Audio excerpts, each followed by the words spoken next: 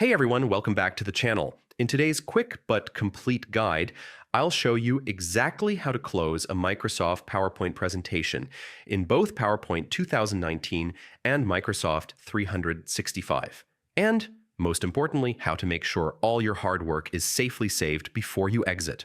Whether you're wrapping up a class project, a business deck, or creative slideshow, these steps will help you avoid the nightmare of lost edits.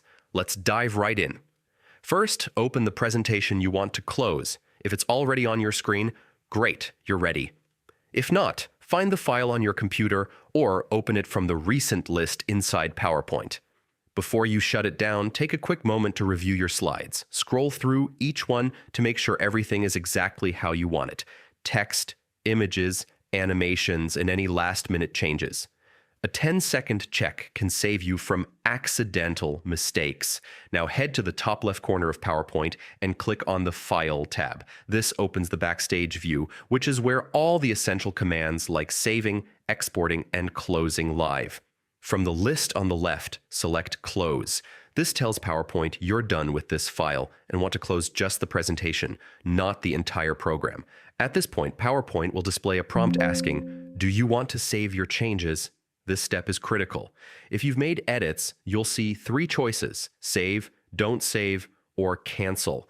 Click Save to lock in all your updates. Choose Don't Save only if you're 100% sure you don't need the latest changes. Select Cancel if you clicked Close by accident and want to keep working. After you hit Save, PowerPoint will commit all your recent edits, and the presentation window will close safely. You can now open another file, start a new deck, or exit the application altogether by clicking the X in the top right corner if you're done for the day. And that's it.